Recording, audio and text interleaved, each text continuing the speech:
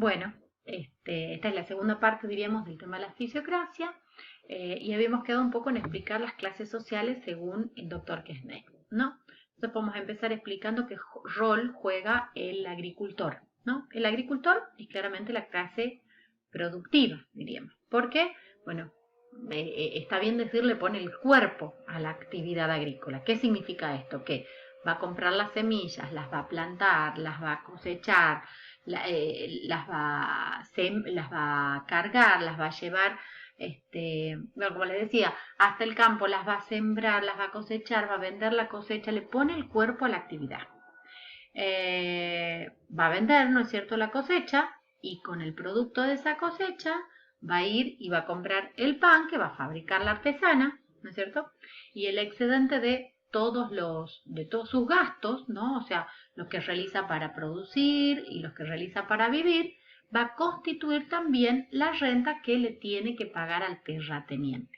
O sea, el agricultor se dedica, ¿no es cierto?, al cultivo, y una vez que levanta la cosecha, vende esa cosecha, y con la venta de esa cosecha va y compra, bueno, primero elementos, semillas, etcétera, fertilizantes, no sé lo que sea, para la nueva cosecha, ¿no es cierto?, para que no se termine el ciclo. En segundo lugar, ¿no es cierto?, le debe pagar la renta. Bueno, antes de pagar la renta, ¿no es cierto?, va a comprar sus cuestiones básicas para vivir, ¿no es cierto?, para alimentarse, para vivir, calzado, vestimenta, pagar la escuela de los chicos, comprar la mercadería, etcétera. Y después también le tiene que pagar la renta al terrateniente, diríamos, ¿no? Esta renta va a ser la riqueza que genera justamente el agricultor, y que es la riqueza que genera es la riqueza que genera la sociedad, esta renta. Para los fisiócratas, entonces, la agricultura es la única actividad que va a generar riqueza. Ya lo vamos a entender bien, diríamos, pero básicamente nos quedamos con ese concepto. El artesano, la fisiocracia lo considera como la clase estéril.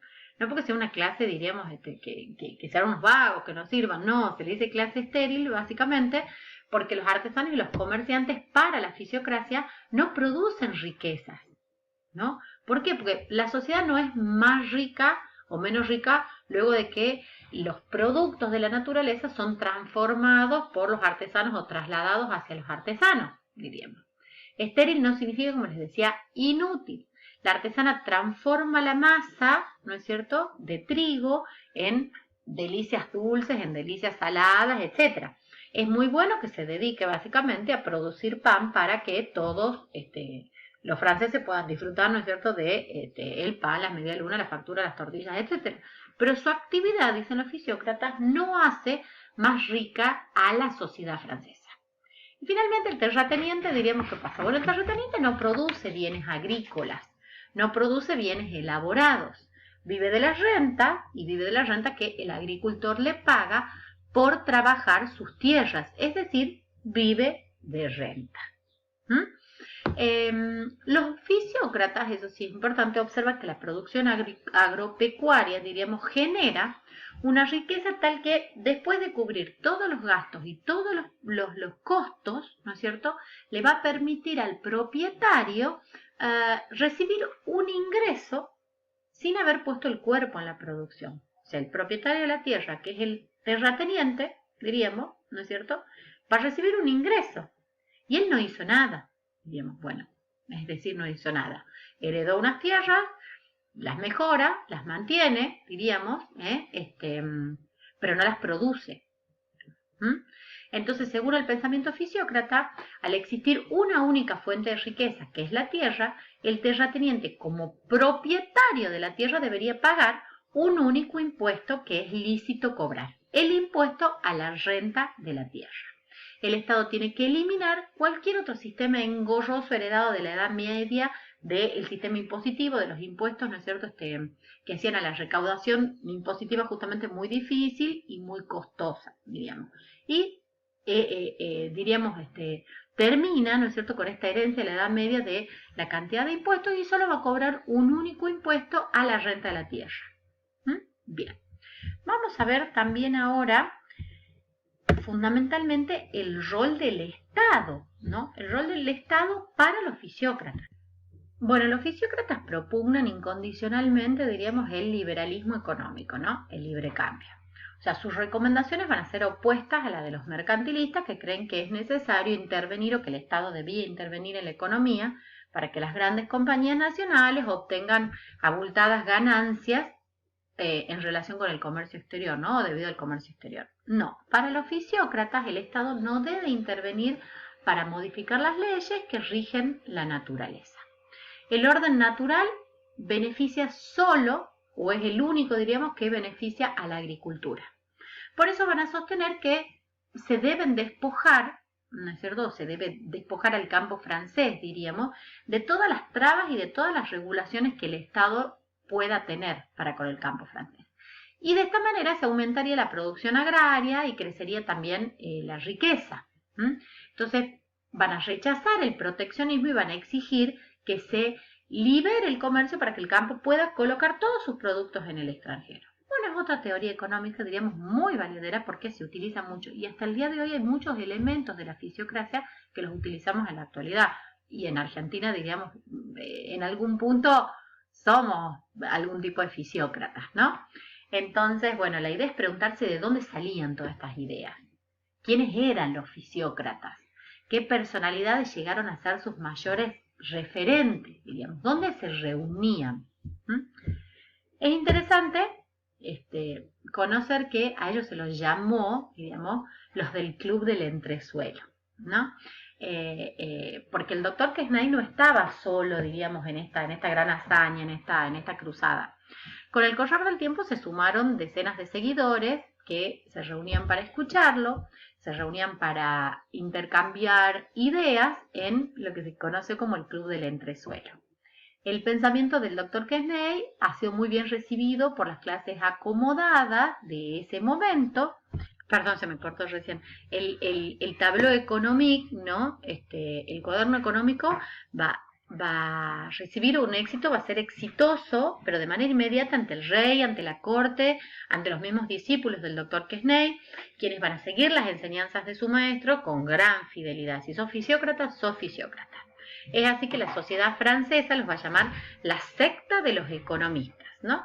Uno de los principales discípulos de Quesnay va a ser Turgot, quien va a tener una mayor influencia política que su maestro, ¿no? Se dedicaba más a la política y tenía una mayor influencia en ese sentido. ¿Por qué? Porque, bueno, fundamentalmente porque él va a aprovechar su paso por el poder como intendente y como ministro de Marina también, como inspector de finanzas, en los tiempos de Luis XV estoy hablando, ¿no? Para implementar algunas de estas ideas propuestas por la fisiocracia, por los fisiócratas, como por ejemplo la abolición de los gremios de artesanos que databa de la Edad Media. Finalmente en Francia dicen no más gremios de artesanos, diríamos. Turgot es también autor de la frase que después se va a convertir en el estandarte del liberalismo económico. Laissez-faire, laissez-passer. O dejar hacer, dejar pasar. O sea, dejar hacer libremente, sin el proteccionismo del Estado, dejar pasar los productos, dejar comerciar. Esa frase no se la van a olvidar más porque después la va a usar Adam Smith, la va a usar David Ricardo, la va a criticar Marx, pero la va a estudiar mucho también a su vez, etc. Entonces, acá. Bien, y esa frase, bueno, que si bien es acuñada después, ¿no es cierto?, pero está basada en la primera historia, la estoy presentando a ustedes, ¿no es cierto?, el primer elemento sumamente importante de la fisiocracia, que es el tableau économique, ¿no? Que ha sido un aporte realmente perdurable en el tiempo. Hasta el día de hoy se lo estudia, hasta el día de hoy muchas veces se lo utiliza. Uno de los principales, como yo le decía, uno de los principales aportes de la fisiocracia al pensamiento económico es considerar justamente la economía como un todo, como un sistema, una visión en conjunto de la economía. Mientras que los mercantilistas, por ejemplo, analizan fenómenos particulares como cuestiones monetarias, como cuestiones comerciales o como cuestiones impositivas. En cambio, el cuadro económico, el tableau économique, muestra de forma muy gráfica los intercambios que se realizan entre las distintas clases sociales de un mismo estado. Ustedes pueden ver, ¿no es cierto?, ahí en este slide que les estoy mostrando, que los intercambios económicos entre las distintas clases sociales, ¿no es cierto? La versión original tiene como una forma de zigzag, la ven ahí, diríamos, en el slide. Por eso también se lo conoce con este nombre. Con este cuadro, que Sneyd se va a proponer mostrar que la actividad económica es un flujo continuo, como la sangre en el cuerpo humano, básicamente, en el que se producen constantes intercambios de producto por dinero entre las clases sociales. Según el cuadro económico, la clase propietaria, representada por el terrateniente, recibe un dinero del agricultor en concepto de alquiler de tierra, de la renta, y no hace más que gastarlo completamente. Vamos a ver si en el próximo slide. No, esta primera parte. Bien, bueno. Como les decía entonces, ¿no es cierto que diríamos que el terrateniente recibe un dinero del agricultor por el alquiler de la tierra, que se llama renta, y lo gasta completamente?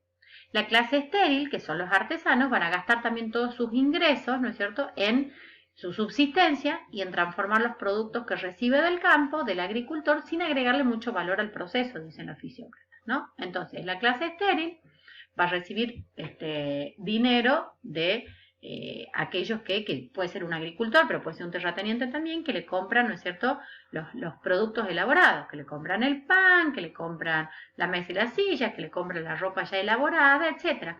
Pero a su vez lo va a gastar, ¿no es cierto?, en comprar la materia prima, diríamos, fundamentalmente para elaborar, ¿no?, sus productos, y a su vez comprar otro tipo de productos que necesiten, diríamos, para vivir. El agricultor, que es el representante de la clase productiva, aún después de sus gastos y de los costos para su próxima cosecha, genera un excedente. Esta renta que se la tiene que pagar al terrateniente por utilizar sus tierras para cultivarlas, ya que el terrateniente no cultiva las tierras. Por eso los fisiócratas sostienen que la actividad agrícola es la única que genera la riqueza. Por darles un ejemplo. En un año, por ejemplo, el agricultor puede producir trigo por 500 pesos. Con ello va a pagar 200 pesos o va a utilizar 200 pesos para pagar los jornales a sus peones, para pagar las semillas que necesita para volver a plantar en el próximo ciclo y su ganancia, ¿no?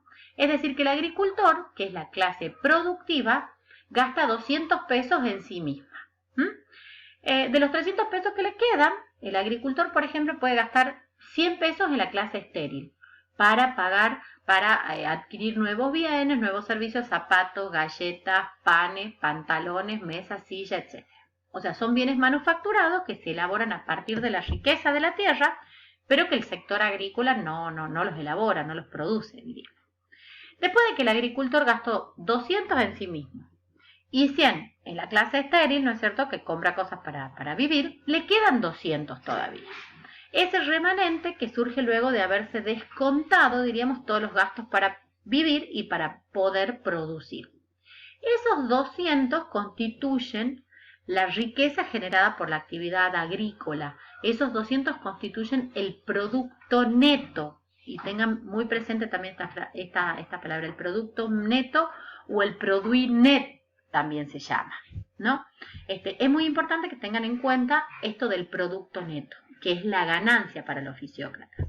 Y esta riqueza del agricultor, esos 200 que le han quedado, diríamos, es la renta que justamente el agricultor debe pagarle a la clase propietaria, que es el terrateniente. ¿Y qué es el terrateniente con esos 200 que recibe? Va a gastar, diríamos, los 200 que recibe en partes iguales, por ejemplo, en las otras dos clases sociales. O sea, va a gastar 100, por ejemplo, en el pan que elabora la artesana, en la silla, la mesa, en el vestido, en diversión, en transporte, en servicios, etc. Y va a gastar también 100 en el agricultor, porque le va a comprar lo que produce la tierra también, verduras y otros tipos de alimentos, por ejemplo. De esta manera diríamos que la clase terrateniente gasta todo lo que recibe. Y al hacerlo distribuye nuevamente la riqueza en todo el cuerpo social, como la sangre la distribuye en el cuerpo. En nuestra clase, en nuestro ejemplo, en este ejemplo que yo les estoy dando, ¿no es cierto?, de manera teórica, la clase estéril, diríamos, ha recibido 200. Ha recibido 100 del agricultor, ¿no es cierto?, que le había comprado el